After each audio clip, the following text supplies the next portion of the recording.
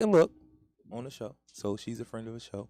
So I always like the I didn't even get into my whole thing. I'm gonna get into that, but I don't want to forget what I was about to say. Like the whole odd day John. Like a lot of she's one of those people in my life. She started like certain chain reactions and she don't know. Like she brought me to a space that turned into a whole bunch of other stuff. You know what I'm saying? But before I do that, this is PSA, Philly Service Announcement, Takeover Tuesday, Takeover Love, Support, Grace, Social Activism, Resources, and Art. I am the assist, African Support and Strength, Inspiration, and Success together. My co-host, Nick, she doing what she do, man. I always got to allow y'all to know. She a master. She got her master's degree. She is a mom. She is a queen. She's a wife. She a cannon. Shout out to the cannons. I love 30 and 40 years of friendship. I like when people be like, yo, man, I got friends that I got from 30. I learned this from my mom and my aunts and them. Like they still to this day, like they got 50 years of friendship under their belt. So when I hear people, like the reason why I always shout out the cannons, cause Nick and all her squad, we all like the same age. And she's known, if I'm not mistaken, she's known majority of these women that call themselves the Canon, and it's the acronym. They would have to tell you what it is. I'm gonna butcher it, and then I don't want no beef with nobody. But they all been friends since high school. I think high school and college. You know what I'm saying? So they got like 30 years in. So I love to hear that because you hear the opposite so much when people are like, I ain't got no friends. I don't mess with people. People shiesty, they gonna do you wrong and all that good stuff. Like, so I like to go against a lot of that stuff, because I know people who have long lasting friendships with people, like men and women. You know what I'm saying? So it's just like the whole thing about us not sticking together. But I always tell people that who employs more black people than anybody else in America? Black people. You know what I'm saying? All those small mom and pops and all that y'all think that it connects all the way across the country. Walmart looks big, like is everybody is going to Walmart, but we still got a lot of our own things that we do, and we support our own people. 9 times 10, not even 9 times 10, you could do a little research on it. Like just go into just about any black business and see who all of their working force is. Any salon, any barbershop, black contractors, just anybody that caterers. Just look. It's not even hard to do. Like go on Instagram and see who the one or two people that work for that influencer is. It's usually a black person. You know what I'm saying? And a lot of the nonprofits, we normally hiring our own people because before they were saying it, we've been culturally competent. That's why we would hire our own people. It wasn't a phrase that we used. We just knew. Why would I take you down to 19th and Diamond? You don't know nothing about it. I gotta hire somebody that look like me. So I like to keep people reminded of those things. Like we have a lot of places where we coalesce together, where we coalition build together. It just we've been talking about this a lot lately. It's just like people are not in silos, as in it's not a lot of people. Like your organization might have 100 people, all black folk, 100 journalists, 100 cops. You know what I'm saying? But it's just like they got their group in Milwaukee, and then they got their group in Detroit, and Milwaukee and Detroit don't connect. So we don't get the, not to say that we are not on Instagram, but I'm talking about the everyday work when you going into a place and you walk in somewhere and 4 people already. Thanks. You know what I'm saying? Mm-hmm. So y'all gonna connect and work at some point, but we just working in Philly. How many nonprofits do we work with in Delaware? Well, we starting. See what I'm saying? No, not that it's even. Starting. Yeah, not that it's even like an issue. I'm just it is an issue, but not that we doing something, or if you haven't done it yet, you doing something wrong. I'm just showing like, yo, we have a lot of organizations where it's a lot of black people doing the same things. And if we can start linking them organizations up nationally, I guess you would say, and internationally. Because what do nonprofit work look like in Haiti and Jamaica? And how can we get involved with that? And there's a great and need. Vice versa. You know what I'm saying? There's a great need. So I just make that point to say like, yo, we do a lot of stuff together, and I always like to push it into people's faces because we always have the black people don't stick together conversation. I've been a part of it. I ignited it. I've come to the other side of it. Like, why are we? But it's always being said. And I hate it. And it's funny because Instagram could really show you like, and people might not want to, because we always talk about gun violence and stuff like that. But it's a funny thing to me. I'm looking at YouTube and they got a lot of like the gun videos. And they got the nut Jones where it's like they want to keep showing you when somebody got shot in the block or whatever.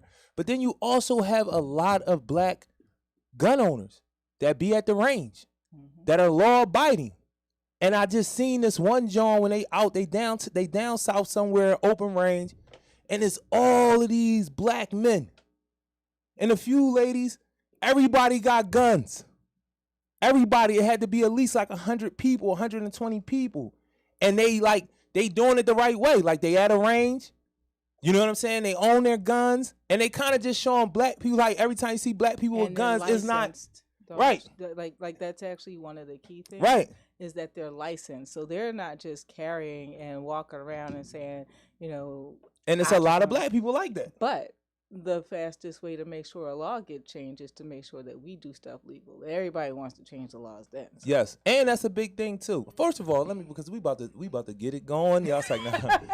Tell everybody who you are. Tell everybody who you are. My name is Sarita Lewis. I'll be out here in these streets helping out where I can. My focus is on working with our youth.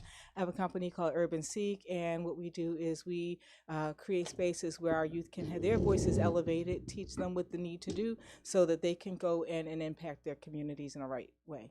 So that's it. I like that. I like that. I always like to say I don't like talking about gun violence because it's very real. I'm not saying that it's not real.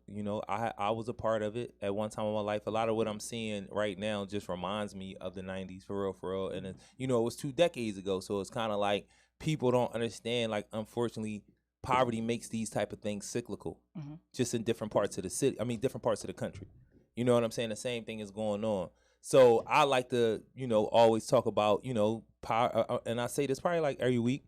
Gun violence is the end result. By the time somebody shoots somebody, there's 10 other things that happen that we should have intersected.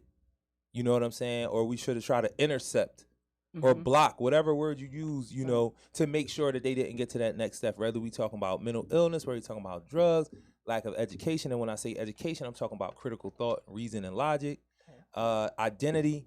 But for me in Philadelphia, I always talk about, because I deal with it directly, like homelessness.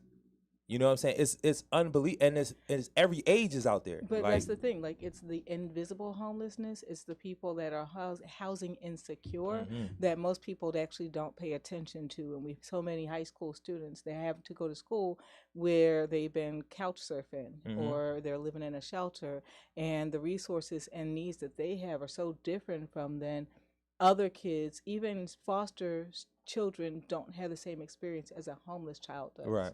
And nobody really elevates that and brings it to the forefront. So I really appreciate you talking about it. And we have talked about exactly what you're saying about like culture. It's like, I just want to, like you said, I just want to make it more salient where it's like, if you have a whole family living with their cousin or living with their grandma, that's homelessness. Yeah.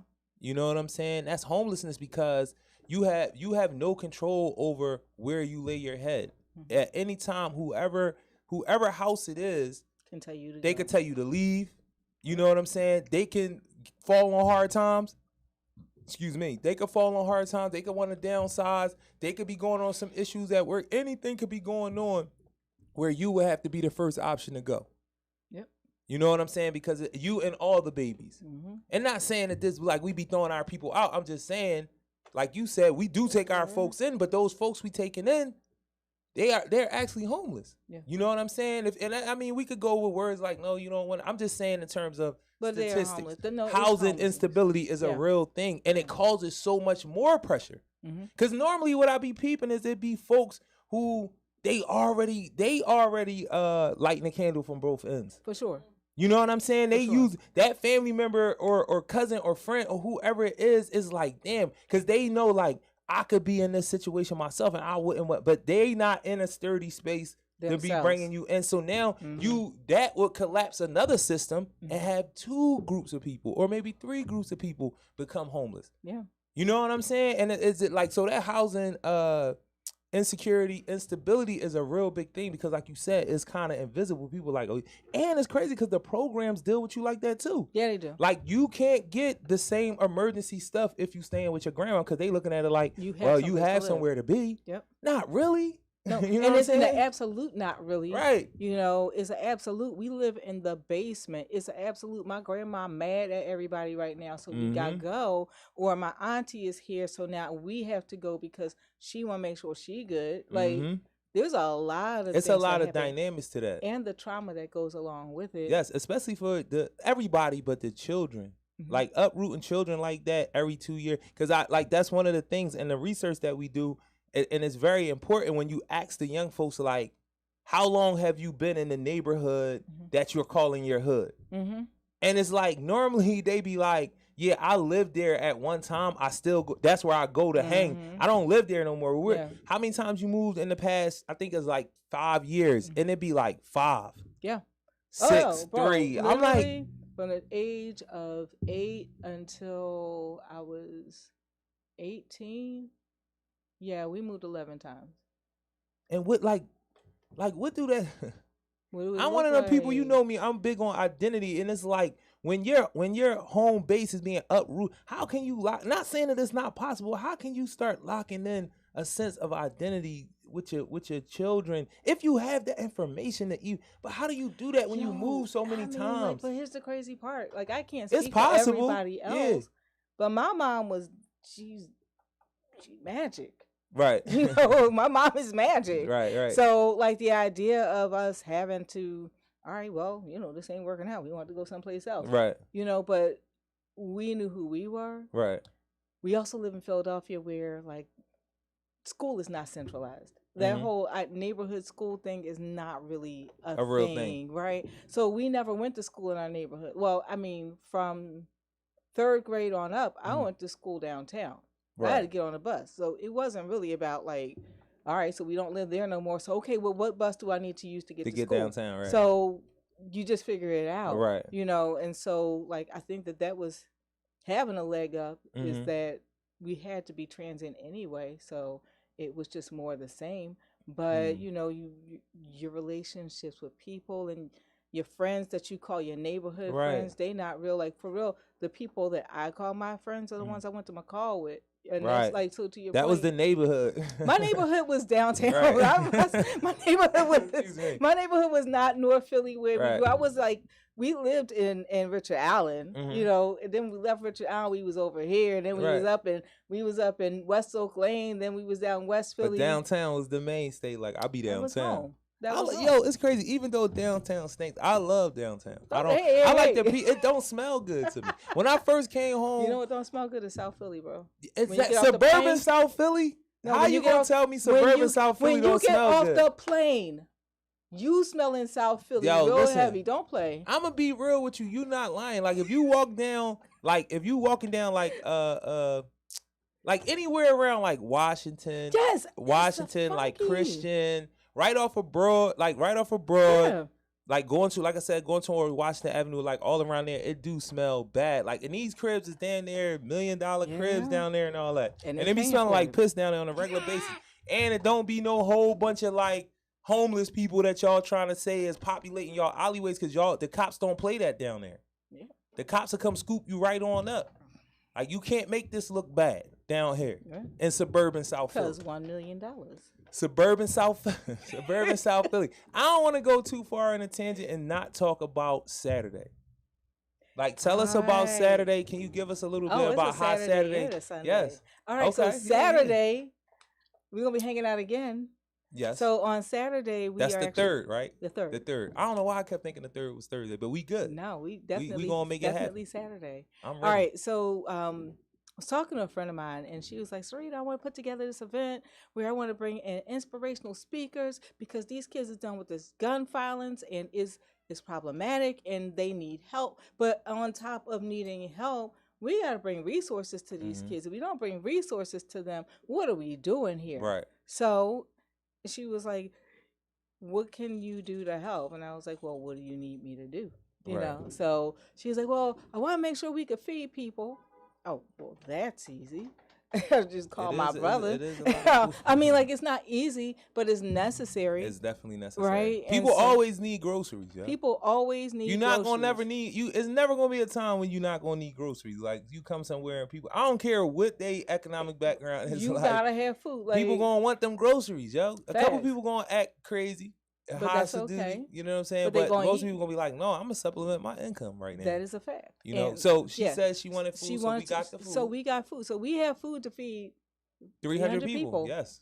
300 people. We are having a really beautiful event. We've got some amazing speakers coming from Philly and places, and like I want to say like all the way down to Virginia, coming up here to really just kind of like infuse our kids with some knowledge and to give them hope and to provide them with like a space to land, you know, right, and to start thinking more critically about themselves and what they're trying to do. So that to me was just really beautiful for us to be able to do that with them. So we also have folks coming in that like, if kids need jobs, yes, we hiring. If you where is going to be at? Where it's going to be at the High School of the Future. High School of the Future. That's right on Parkside, right? Yeah, right on Parkside, 42nd and Parkside. I'm gonna send you the flyer. So it's no, I got it. I was going to read it off, but my brother got my phone.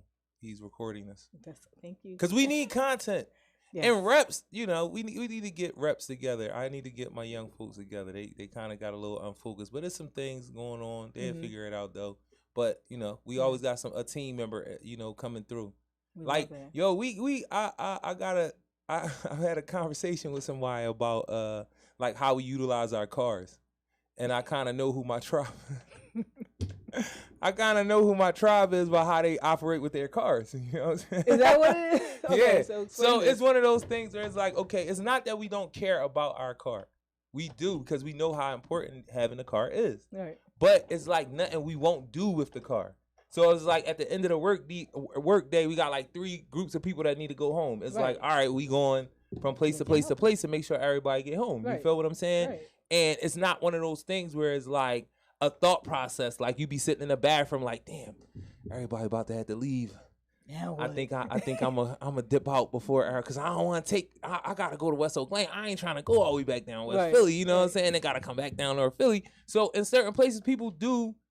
They think about these things and they be like, I'm gonna cut out before, you know what I'm saying? Or they very clear with their boundaries and things like that. Which I respect. Right.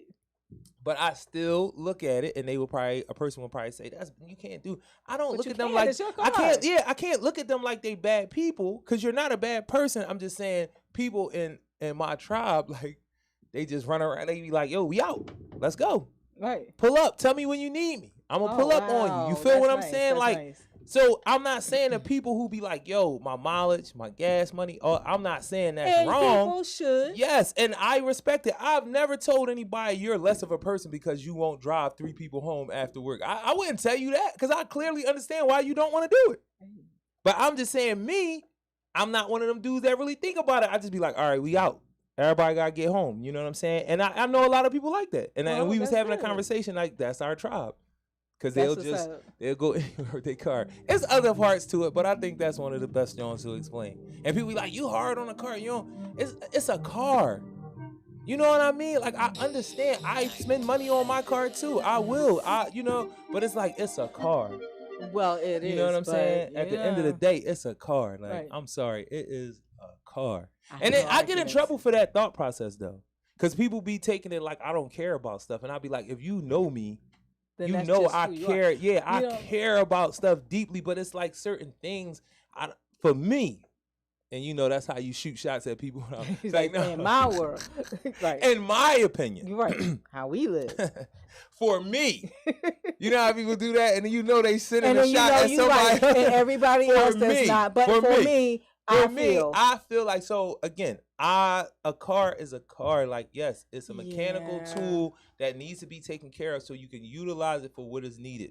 Point A to point B, get you around so you don't got to be waiting in the cold and the heat. You don't got to catch the bus. You ain't got to Uber your time all crazy. You can get up and go whenever you want to. It's supreme independence. That's another thing that I allow people. And I say that because driving is one of the things that still makes me feel my most free since I came home. The fact that I could just jump in my car and go anywhere I want. And I had envisioned in the jail cell, like, where would I be going in my car? Like, would I still know how to drive? But I've I had mean, those thoughts, like, would I still know how to drive? And it was a little crazy looking at first, but it came right back. But I'm just saying that to say, like, for me to feel like driving to be that important to me, right. I see the importance of a car, but at the end of the day, it's a car. But you have to understand that there are people whose struggle is to like getting access to that level Right. of freedom, Mhm. and then also having to balance that with the rest of their Yeah, life. don't let nobody tear your shit up. I'm not Don't saying that. do it. You know, I Don't- mean, like you Don't can't let do it. nobody beat And- your John up. For real. and Like, don't let nobody do everybody that. not getting access like that. Yeah. Because if you a dirty joint, like you're not getting in No, the car. now see, that's the thing. Like, it's one of those you got things. people Like, that eat in your everybody, car, kids be fingers. no, they don't care. Like, Suhana don't care. My my reps, my nieces and my nephew, they don't care. They getting like I care, but and I'm one of those people. You know how you be so busy. Right. It's like you just can't clean your car. You be trying to clean it out. It's hard, man. It's hard. Okay, When I get my new car, I'm being very intentional about no clutter. But what is your commitment to making sure that happens? I guess as much as that I could pay somebody to clean the car out. There one you of go. my young folks. Look, I have That's a good commitment. They That. can get paid to make sure this joint don't get junky, man. Right. I got something for you. Just you don't even got to necessarily like clean a car, but every other couple days. No, they getting paid is a work ethic thing. It is teaching a work ethic is just as important as just paying somebody to do something. Yeah, if you can half-ass it, then why do I have to? Yeah, because I was about to say, I just need you to really just get like the trash out of the car. I'll take care of the rest, like washing it, detail. But just keep it from being like stuff in the car. But I don't think I'm gonna let people eat in my car when I get my new job. You really shouldn't. Or for real. I say that as somebody that like I got a car. I don't. No, I know. I am definitely I got zero problem with like. Yo, you have a tribe though. I have a tribe. The tribe of like my aunt. Shout out to my aunt. Shout out to my aunt Vanjie. Like you don't drive, right? No. My aunt Vanjie doesn't drive. My kids judge me regular. Yes, like, you. But it's a tribe of y'all that don't drive. I know a lot of people, a nice amount of people that don't drive. You can get around. Mainly all women though. Why is that? Why do you think that is? I mean, because I got too many other things I gotta focus on. I got you. And the bills, like let's be real, bro. No matter what most roles we want to take on in the workplace, women make less than men, and we have more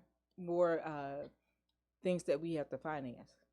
And so when you try to figure out like how to make all those things happen, that extra car note plus the insurance plus the maintenance of the car plus the gas of the car plus the everybody that wants to pile up your damn car and they don't want to pay you no gas. Now you gotta fill a person tank up. That's one thing we do. That's one thing, and that's another way that's another way I recognize that people are not in my tribe. Yeah, if you just keep getting in this car and don't knowing you getting this free ride, and they always become entitled and be like, I'm waiting for so and so.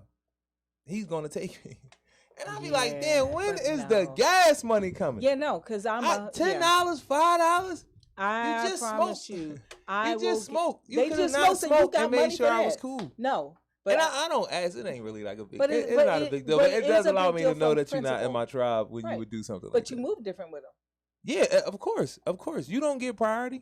No. It's like one thing I think we should be more intentional about is understanding that everybody is not gonna be your best friend, and everybody ain't gonna be like a good friend. Bro, some people could just be associates, and that's a good that's a good space for y'all. Where it's like y'all have contact, y'all good with each other, but it's definitely not an everyday thing. It's more like I might bump into you. We might do some of the same occasions, but we good. We always good in passing. It's not an everyday person, And then you got some people that's around you a lot, but you wouldn't say they're your best friend. They're around you a lot, and y'all good.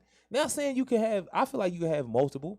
You know what I'm saying? But everybody ain't on the same level, and I think we be trying to do that, and then that's another relationship flaw that we have. I feel just mainly as black folk. I'm only speaking as a black man dealing with black people when it comes to relationships, and it's just like It goes into my thing about we don't know how to have relationships because somebody has always been involved in our relationships. That is also true. Now, earlier today, we were doing the session with the young men, and one of the boys, he was like, I feel like I only need 2 friends, but my friends have friends and their friends have friends, and then I end up with a whole, like, now I'm friends with everybody at school, right. and then and now I have all these friends, and then they want to come to me and tell me all their stuff, right. and it's a lot, and then I had to push back, and I was like, but can we agree that the first 2 people are your friends,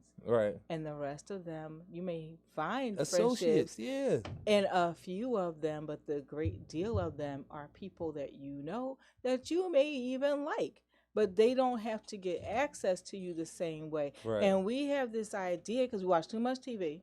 Definitely.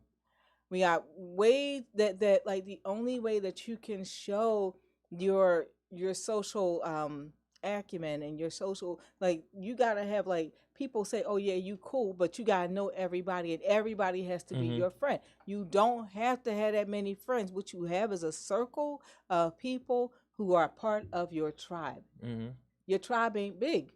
Your tribe probably 5 people, if that. You might be 2. And you can have, like, neighboring tribes, because this is what we was talking for about. sure. You can have neighboring tribes that you really, really good with, right? But they not necessarily in the car tribe. They not in the car tribe. They not the car people. You know what I'm saying? They not the car people. And then you got the other tribe who don't drive at all. And that's okay, they close too. They like close cousins. Yeah. You know, it's like, no, I'm just messing with you. But I do exactly. I do agree with that. Like, another conversation is kind of like building on relationship, like building on, like, again, everybody is not going to be your best friend. Everybody is not going to be family. Right. Everybody is not going to necessarily be associates. Some people you're going to be cordial with and y'all going to have an understanding. For sure. And I say you just keep gaining those people in. I feel like the more people you know, the more people you deal with, the better your life should be. Right. But we just got, again, you said people watch so much TV. We got all of these crazy ideas about what relationships are. And the reason why I said that is because, coming out of slavery or coming out of captivity into slavery, I like to tell people, we came out of captivity into slavery. We just were used to having, white people in every part of our relationships, like our marriages, our parental stuff, our friendships, and then after it was like actual people who had a system of people who were involved in every part of our lives. They created systems to be a part of every part of our lives. So there was an event that happened. Ta-Nehisi Coates was there. I think I may have mentioned this to you. And he was the person that was the guest speaker. And this young lady steps in, and she's a white girl. And she was like, well, says we have all these people, all these songs on the radio, and they're using the N-word. And, like, I don't know what to do with that. I don't know how to deal with that. And he was like, so say it. And she's like, I don't want to say it. And he was like, she goes, well, I just don't know how to handle that. And so he spoke on some really great points through most of his statement. And then at the end of it, he had to remind me, he said, look, I understand the reason why it's so important for y'all to say, like, why is it so important? It's so important because y'all made the word up, and now we're telling you can't use it. But the question is, why is it so important for you to use this word? Right. Like, why do they have why does that have to be a symposium on why white people can't Why can't you? But that's privilege, though. It's mad for privilege, me, that's for just sure. privilege. Like, white folks saying, well, why? Even though we created this word, because I just got this book called Without Sanctuary. And if you get an opportunity, look at that book. Because the funny thing for me is, like, America is like this criminal operation. It's a criminal operation. Sure. Shout out. I don't know if he'll ever watch this, but I had to make sure that I say this because I know me and Greg Carr are going to meet each other. I'm speaking it into existence because every time I watch his podcast and that's like the only podcast I watch. Really? Yeah, it's the only one I watch. Whoa. So Greg Carr and Karen Hunter, great combination, you know what I'm saying? And he always talks about how he be in Philly. And he said he always be like moving around the city, with his hood on, going to different places. He was like, I'm not famous, but I I want to be able to move into places and really take in genuinely what Philly is. You know what I mean? And he say he be in a lot of places, like kind of like how I feel. I just be around, cause he talks the same way. Like, there's no need to be scared of our people. Like, what it is what it is. If we don't confront it head on, and have some type of, I don't want to say sacrifice, but like people. This is the Without Sanctuary book allows you to know that America is a very extreme place, an extreme place, and sometimes, like not sometimes, most times, if you trying to bring balance back, you're gonna have to be extreme in some way as well. Right. And if being extreme in a way is just going back outside to face our people, our babies, look, I mean, face them, I think that's an extreme that's worth stepping out there too. What I actually like just doing this process. So right now, we're working with Safe City Boys on like really just helping our young kings to understand themselves so that they can make a different kind of impact in our communities. And so that means breaking everything down and having hard conversations with boys and men in the room. And one of those things means that, like, you have to actually be honest about the way that our men are touching our boys. They're afraid of them. Right. They're afraid of our boys, yet they have a large part, no judgment, because we're here to fix. Because we're here to fix. I just think judging is discernment. I think it's just wording. I think it's just wording, and it's like the Christian background of it. Yeah, discernment is discernment, though. Yeah. Right? So, you can confront an issue without it being judgment. Because I think we always shy against having a difficult conversation by easily saying, "Oh, you're judging me." But if look, that's all you can say is and. I think people play with words so much. Right. Judgment means that you have the position to either mess with my freedom or give me. You can literally give me a sentence if you're judging me. Right. So. Just because I'm observing what is happening, I'm not and making an opinion. But most people are. But it's actually. You ever get somebody that's mad at you? They don't want to be your friend anymore, but they also don't want to tell you that they don't want to be your friend. So then they pick a fight with you and then say it's for a reason that you're the reason why we are fighting. Have you ever seen that? Have you seen that, bro? Yes, I have. Right, because you don't want to take the responsibility of it is cowardly, but they don't want to take the responsibility on. Since they don't want to take that responsibility, they'll just pick, and then be like, "Look what you did." It's gaslighting. Let's call it what it. But like when you think about how somebody could say, "Oh, you're judging me." Okay, so you want to use a word that could make me feel like there's a bad connotation where now, oh, I'm not the bad person. I'm not trying to be the bad person. You're also stopping the conversation from going in the direction that it was going in, which is we actually need to talk about something that has to have a healing element. And if we can't talk about the thing that is problematic, we're not going to get to the other side of that. And that means that sometimes you just have to be uncomfortable for a little bit. But that's a stretch moment. Right. It's not a chaos moment unless you make it one. Man, that's a good joint. It's not you said it's a stretch moment. Right. It's not a chaos moment. Right. Because you got like opportunity where you can turn everything up on its end. Right. And that's something that most people don't have to go to. But we have not really thought about how to fight fair. And so, like, one of the first things that I ask the kids when I'm working with them is, all right, this is what conflict is. Conflict is the agenda, it is the situation, and it's how you deal with the situation. And everybody is going to fight. There's going to be a time when we don't agree and we get scrappy about our opinion on a thing. But does that mean that you got to really fight? It got to be the end is the end. Like, this got to be the end. You cannot disagree with me. But you cannot. But that speaks to your conflict style. Yeah. How do you fight? Are you a dirty fighter? Do you just tell everybody, shut up, I don't even care, because I don't care what you do? Like, and even if that's the way that you fight, you have to be able to find a nice way for us to close that. Like, you are knowing that if you are arguing with me, we're going to go until we get to a resolution. You need a resolution. Right? Because you are not always going to be right, nor am I. So you got to figure out, how do we fight fair? And we have people who have learned the idea of fighting. When I was little, it was if you can't beat them, pick up a rock or a stick. That was what I was told. Yeah, that was fight real. dirty, right? But you still got to get to a resolution, and you have to be able to accept the consequences of the action once you have it, right?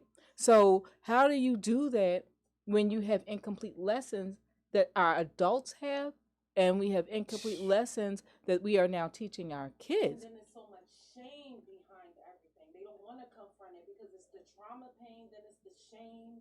There's so many right. things. But if we don't make it okay for you to just have had that moment and be able to say, all right, so how do we get to the next part of this? And sometimes it means that, yes, you're in trouble. Yes, you're in trouble. You have to be reprimanded. You got that. Like, it's coming. Like all that. Like, I do believe we do live in a very vague society. Yeah. Like and this kind of leads to that for me. And I was just saying it today when I come in, like, you so smart, you dumb, you so diverse, you're not getting nothing done. That's because real. Everybody is like vague. Like, you use your intelligence to get into a space where it's like, well, that's your strategy, and when we know what the problem, so we just get so intellectual with it. It's just like, you so smart, you done, because we not getting nothing done. Like, it is a lot of that where you saying, like, people playing with words, and it's like we understand a little bit deeper about mental illness. So now you got people playing with triggers, and you know what I'm saying? Like, when you talk about the school district, like, people playing with like when we talking about like striking and all that. And then you have the teacher union doing the same, not saying that y'all don't maybe have some legitimate issues here and there, but y'all using the children over and over and over again. Everybody uses the kids. Exactly. But everybody acting like, no, what I'm doing is really for the children. No, what I'm doing is really, and then we don't get nowhere. The children still left there after all y'all retire, quit, get burnt out, whatever the situation is. But we played this game with words about who was trying to do what for the children when it wasn't about them. Which is why one of the biggest assignments that I give to people is to expand their vocabulary. I got judged. It was not like a judgment. It was somebody was like picking with me because I used the word emote in regular conversation. Because I was like, oh, and I know it. Yeah, so it was, you know I would. But but I used this word that like why are you using that word? Because it fit. I was talking about The Little Mermaid, just saw it. It was good, and I was like, I love the fact that everybody was able to express themselves, and while they're, they are showing their fear and frustration and anger, like all the characters were able to emote. And then I just kept talking. An hour later, you're the only person I know is going to use emote in a sentence. Do it, because now use all the words. Use all the words. But they're like, so earlier today, there was a statement. What is the emotion? What is emotion that's not on this board? And then I heard violence. That's not an emotion. That's a movement. That's an action. It's a response. I need the emotion, because until our kids, and conversely our adults, actually start putting the right word with intention, we are going to continue to have the type of issues we have. That is the most important, because honestly, these words, like when you're saying something to someone, it's either shutting you down or opening you up for you to communicate. Like my mother always says, like, there's a part where someone is committed to, I don't care, even if you said the right words, you used the right words, I'm committed to not hearing you. Right.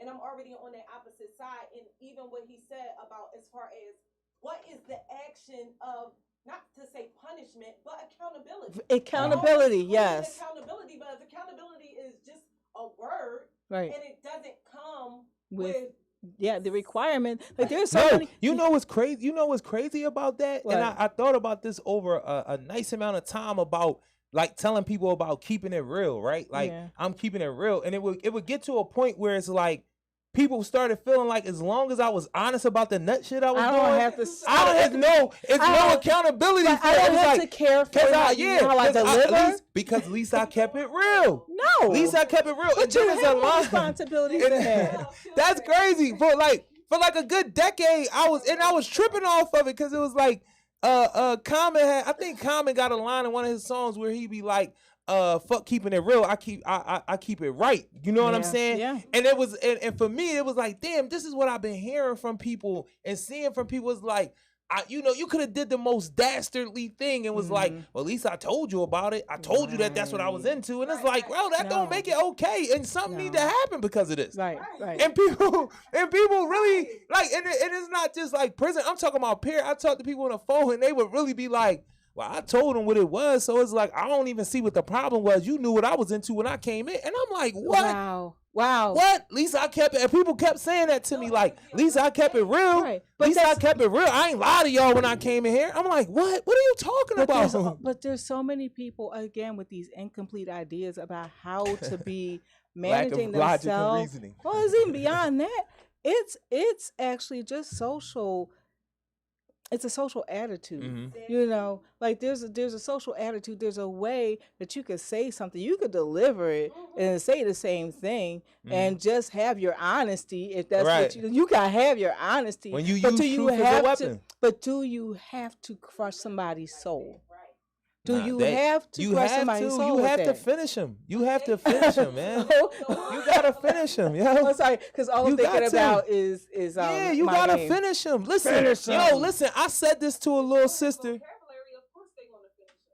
If you don't have the vocabulary, the way you finish them is going to be even more painful. That's what yeah. Yeah.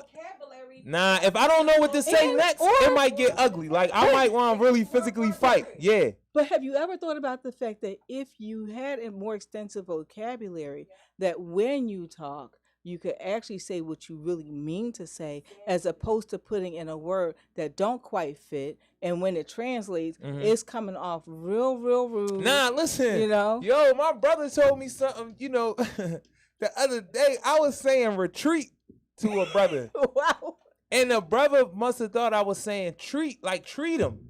Cause he didn't know, you know what I'm saying? He didn't know what retreat was. And my brother was like, damn, bro, it's crazy how a person just not understanding a word could turn a fight into a homicide or an argument into a homicide because they thinking they don't understand your language. Right. And you saying shit thinking everybody know what the hell it is. Right. And they hearing something else because they don't know what that means. And it was like, yo, that's crazy. Pride, yep. They not going to ask. But you know what? But the responsibility on people as you become more evolved in your language is that you then have to become bilingual and bring folks with you, because you can't just walk into a room saying, "Oh yeah, bro," because I mean, you know, they was emoting and whatnot. You can't. But to your point about, I know a lot of people who would rather lie to you than to say they don't know. Right. But this brother, he actually he said it to my brother like, "Yo, I didn't know what that meant." So I moved on what I thought he was saying, but I didn't know. Like in the moment, I didn't know. But he was honest about it. Like, bro, like tell him my bad. I didn't mean to go like that deep with it because I didn't know what that word meant. I thought he was saying something else. And so to that brother's credit, he did acknowledge, like, yo, I didn't know that. And he apologized, like, you know what I'm saying, like, bro. No, it ain't get that far. It ain't, because sometimes you got to use your words and your physical body. Like, yo, bro, hold, retreat, bro, retreat. Like, this is chest right here, bro. It's like, nah. People will be okay with not understanding and not saying anything about it. Yeah. Nah, he kept, like, to that brother's credit, man. Like, nah, I respect that. Like, from being a tutor and having like getting both ends of it, like dude sitting in my face just lying to me, yo. Like, I don't understand, bro. Like, what just happened? Did they answer somebody's phone? I'm just messing with you. This is a communal space. It's a communal space, man. Everybody answer the phone. Hey, how you doing? Oh, she's right here. You know, it's not nothing. But it's just funny to me because I had both ends of that spectrum that y'all talking about from being a tutor in prison. Like, cats that I clearly knew, bro, you can't read. You can't read, and you sit here playing with this magazine. You trying to get locator words, and you think I don't know that you coming out here with this Slam magazine or this ESPN magazine, and you just seen this story on ESPN. So now you sitting here acting like you know what the articles say because you heard them saying. You think I don't know? That's like, nah, this is taking me back to those days. It would make me so upset, and I would have to really get with brothers like. Not get with them like crazy, because I ain't on that shit. Like, you don't embarrass people. Like, I don't like that. Like, but what would you do to? But no, I just would slide in and make sure nobody can hear and be like, listen, bro, like I'm really here for you, and I could see what's going on, and nobody ever going to know what I'm saying to you right now. Like seriously, nobody's never, because I'm not that type of dude. Like for like you can go, as long as I've been on this planet, it ain't too many people that you can go to and they could be like, yo, I heard this from Rue. Right. Like that just not how I just never operated like that. I don't know if my mom taught me. I don't know how it happened. But even in my friend group, I got 7 friends. If I'm with 2 of my friends and we having a conversation, I'm not telling my other 4 friends. Right.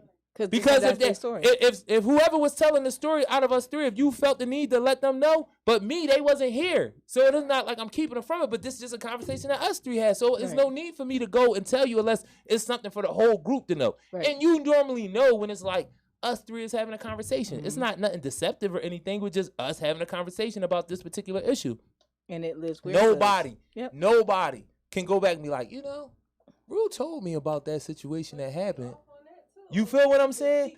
Yo, I be trying to figure out what is the thing, what is the prize that you get? You know when people be like in your business and they trying to find some shit out, and they be like, all right, when you do find it out, either yay or nay, right? What is the prize for you to be Dick Tracy in this situation like this? For you to like seriously be in investigation mode?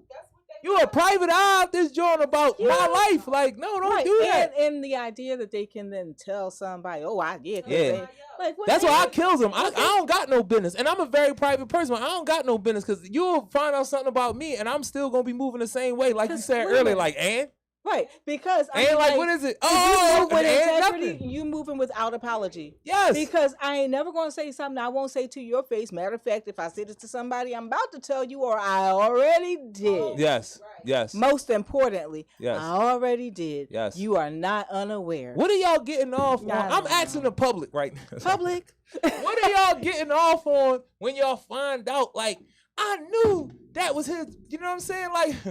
What do you get for it? It's fleeting. What do you get for it? But then this is how crazy it is when they just teach us how to deflect and it becomes like a habitual thing for us. Yeah. Like we deflect from, we think the stuff that we talking about is actually important, and then it'd be like I come in and be like, all right, so what does the mortgage on grandmom's house look like now that she's died? Wow. And how are we going to pay the taxes? And who's going to get the home? And what is this equity going to do for the rest of our family? You know how y'all deflect? Well, I seen that lady that was messing with Pop in the back of the church. And what? Her house is, grandma got a reverse mortgage and nobody know. Y'all ready to start hating each other about a house that ain't coming to nobody. It's going back to the bank. And the fact that y'all was deflecting with all of the nonsense information and not digging down into that, grandma got a reverse mortgage because you worrying about that lady and you wasn't doing nothing for her. And it's like, well, what the hell? I'm not leaving this house to none of y'all. Literacy, though. Like, what right. conversation are they going to have confident? Because people are only going to have the confident conversations that they they're going to work what they speak on. Yep. What I know. I got to talk about what are you learning? Right. Yeah. Drama. Yes. And if you talk about drama. No, y'all know who did that. Cause you say it, you said it earlier with like we watch too much TV. Yep. Jerry Springer and them made that bullshit information. Cause you see it on Instagram now. You see our own live Jerry Springer going on all these people Instagrams. Our own Sally Jesse Raphael. Oh, you went to yeah. What's that other lady name? The lady with the blonde hair. Not Ricky Lake, but Ricky Lake. Oprah at first, for all y'all who don't know, Oprah was on that time too. She was. Like, Oprah on that time. You saw her bring Megan in here. I ain't been on her for a while. I've been off her for so long. All the movies that we need made, she's remaking Color Purple for whatever reason. Like that. And I can speak to that Color Purple thing because it's like when people. This is the crazy. This how they play with us, yo. I promise you, this how they play with us. And then you'll have us debating about that because it be like this was like the first time that it was an all black cast. Not saying The Color Purple was, but I'm telling you the reasons that's symbolic around like stuff like that, like Oprah being a black woman and being behind it. But then when we start getting into the content and you start asking black women, like, how do you really feel about it? I feel like this was a man-hating John. Like, this is a John to tell us to hate men. Because men didn't watch Color Purple and analyze it in that way to say this is a man-hating movie. The people who allowed me... I never heard that before. I'm telling you, read about it. And I'm telling you. Oh, wait a minute. I know Color Purple, but I've never had it. Color Purple, because it was a certain thing. Like, I like to say I don't like to say I know this is what it was. In the 90s, right? And it's funny because TV will show you, videos will show you. In the 90s, we was the 3Ds, and then it was a fourth. We was deadbeats, we were dogs, we was down low, and then mostly everybody was drug dealers. But I don't even go to the drug dealer joint. I'm just talking about these are the three images of black men that you were getting on the regular basis. Mm-hmm. Us saying it about ourselves. The movies that we watching was promoting it. When you look at all of the romantic comedies, and we were so happy about these shows because it's all black cast in Hollywood. But then when we start digging down into the content and how it's portraying our people, it's like, hold up. Okay, let me ask you a question. Go ahead. Go ahead. Put me on. Okay, first of all, Alex Walker wrote that book, right? Not in the 90s. And right. what she did was she wrote a book that actually spoke about the truths of our community. Yes. There are a lot of men and women who choose not to acknowledge the incest, the sexual abuse, the way that, like, there was a hierarchy where women were definitely having their feet were on the men's feet were on our necks. She spoke about a time. Yes. And you are talking about the book. Right.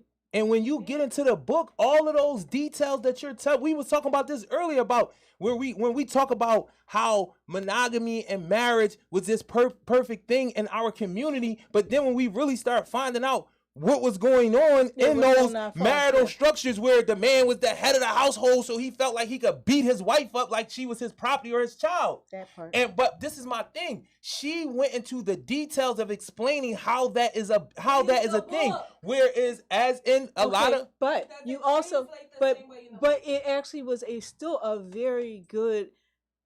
It was a very good push towards. It was closer to the book than a lot of movies have been. And I understand what you're saying, but this is what I'm saying. It's to a point where, what is it going to? I think we want something so much as black people that we will literally hang on to things when details are missing. Like, this is good enough for us. Like, why do a Color Purple movie over? Why do a mermaid missing a black prince?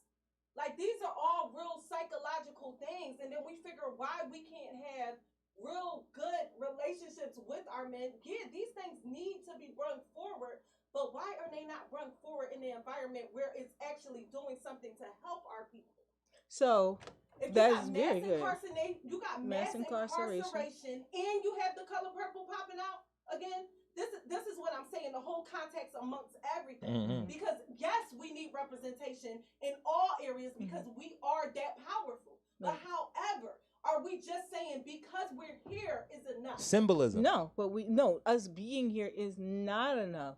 It is actually when we take our step in and own our spaces and own our communities and own, not just from a financial level, but create what we know to be the agenda necessary for us. Because what I was actually just talking about yesterday with a friend of mine is, look, the Black ethnic group is the youngest ethnic group on the planet, not in the United States, on the planet. We are the youngest ethnic group because our ethnic group was created out of the pain of being enslaved. And so when we were enslaved and then we moved into a place of captivity, because I feel like that's where we at right now, and y'all ain't gotta like it. Is how I feel. No, we on it because it's very real. It's very real that we given a critical breakdown of a movie, because that's what, like when you said we watch too much TV. Now we gotta pick, like you seeing one thing and you explaining it to us like, no, this was very accurate. But that's the critical breakdown that I need if I'm watching The Color Purple with you. Everybody ain't watching it, so they seeing certain cues, and they definitely didn't read the book. And people you understand what I'm saying? So a lot of those details that connect the dot. A young woman who didn't read the book is watching, or even a young man is watching it and saying, okay, this is what it is. Right. Because they don't have the detail. And then 9 times 10, they don't have you to sit there and say, this was accurate. I don't like how it was portrayed, but that was very accurate to the book. And this is why, as you know what I'm saying? And then even being able to explain the book. Like what we don't do very well is to just have those common space conversations. Yes. We should, though. We don't have them anymore. But we can. We can and we must. Like, this is what we doing now. Like all our simple traditions where we would commune and we would have these conversations with our family. Those things were easily extracted from us. Right. Like Sunday dinners, getting with your aunties, getting with your cousins, things that even though things were happening, we could have built on that. Right. But we had to move away because our neighborhoods is bad. This is this. Not talk to each other. So, but like in recapturing our communities, it also means that we have to say what it is that we expect from each other. Like at the point where, like, I live in West Philly. I'm about 15 minutes from Bala Kenwood, right?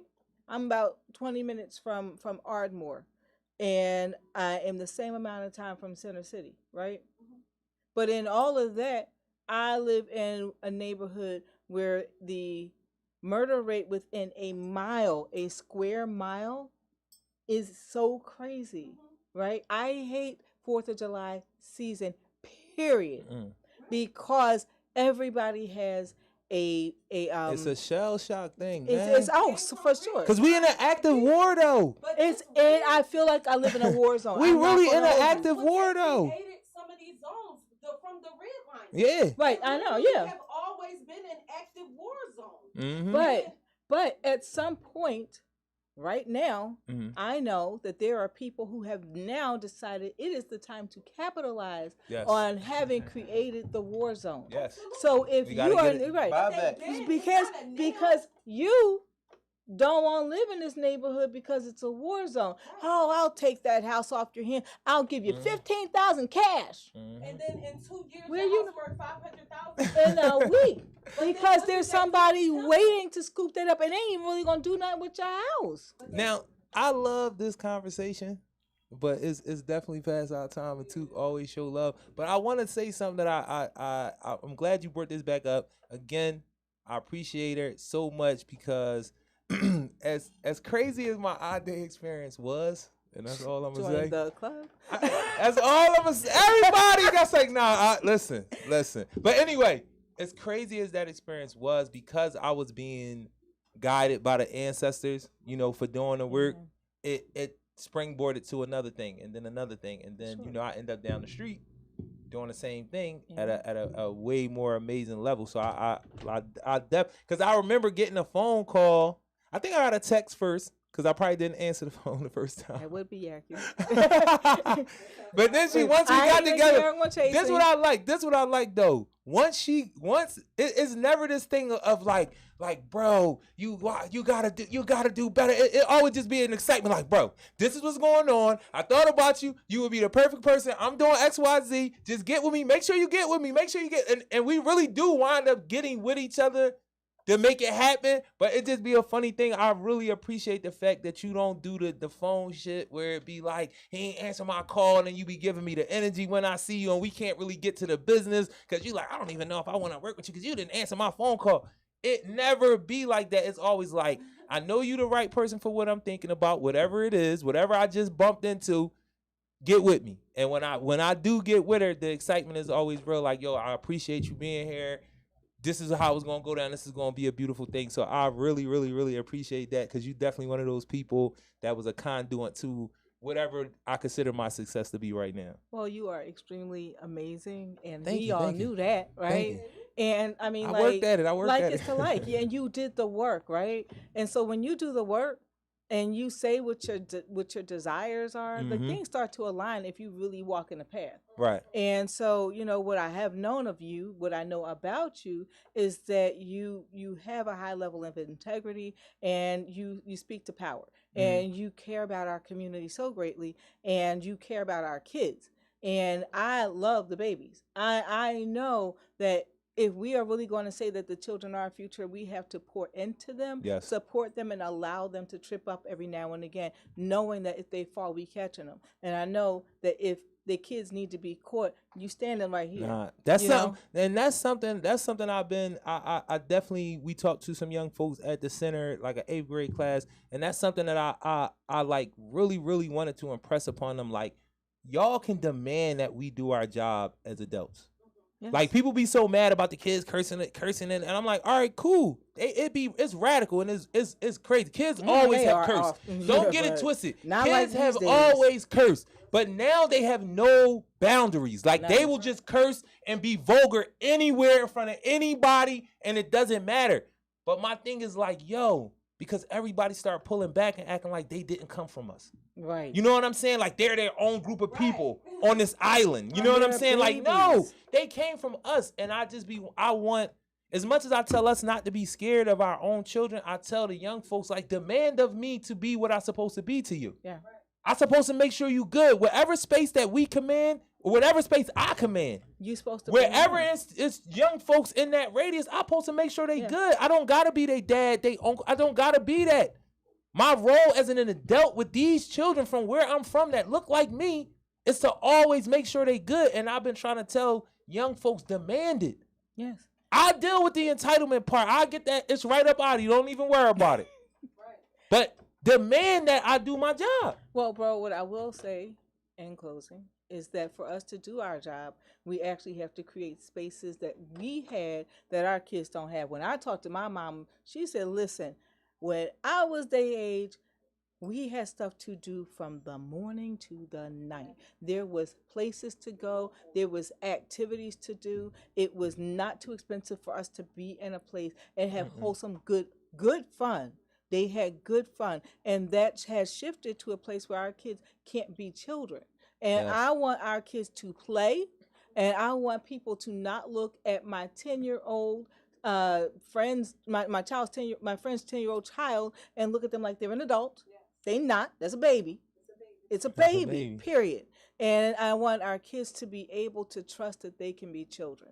So for us to be able to do that, that means that we as the adults have to do our job, create an agenda, be honest about what we really need and want in terms of resources, and fight for those things, and teach our kids to learn how to fight fair, and teach our kids to open up their mouth. But if you're going to open up your mouth, have something real to language. Say. Use your language. So I'm a close on it with my sister, the queen, what she said about us being a young nation. Like us being, I remember when she came on show 2 and she made that point, and I was like, damn. Because I love good points. Like, I love, like, when I'm talking to people that's smart, it be like, I don't know, this might some ego shit, but I think it's just like rooting us on. Like, I be like, when a motherfucker say something that make me think, I be like, damn, I gotta top that shit. I gotta figure it out, and I gotta come up with something that's even more, but it don't be in like, because, I don't get in spaces where like this shit really important and I'm trying to play who could say the smartest shit game, because y'all know about that too. Like, I'm smarter than him over there. Like, dog, that's not what this is about.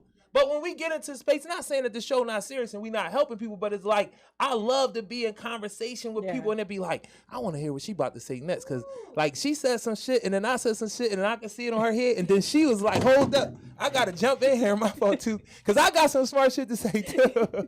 But look, she said we was a young nation, and it goes to what I was saying about the brother Greg, what I was going to say about Greg Carr, and shout out to Greg Carr, I'm definitely gonna meet you, brother. He was like, one thing we got to grapple with if Africans, even all of us who got the information and been rumbling and we fighting and this, that, and the third, we got to find out how we deal with the shit that we did to each other. That part. Like, we could keep the pressure firmly on the system creator. Because I don't like when black people, and I'm saying it just like that, I don't like when black people, when we talking about what this is. And the people who did it to you have extensive books about what they did to you. Oh yeah. So when I'm telling you that they did it to you, it's like, well, black people sold their own self into slavery. Like, that shit kills my brain. I be like, what are you talking about? But you did once you got us. But we do gotta grapple with those things that happen amongst us. Like when we talk about the secrecy and Grandpa did what he did, and y'all, we gotta grapple with that. Like, you allowed Grandpa to do XYZ and didn't say nothing. Why? What was going on with you? Like, yeah, it's going to be some fault, but we really want to get your John too. Okay. So we can know how to deal with that. So we can know why you still with him. You know, well, I don't want to leave him because it's the marriage. I don't want to leave him because we you know what I'm saying? Yo, if you do not take time to read your book instead of letting everybody else, you gonna get me in trouble, yo. I'ma just say, you gonna get me in trouble. The book is the book. I don't want to talk. Nobody can get between you and your God. Nobody is supposed to get. But I'm be quiet. Mind my business. Where my daughter? But what I will say about that is, look up Black Liberation Theology. Just look it up. Look up Black Liberation Theology.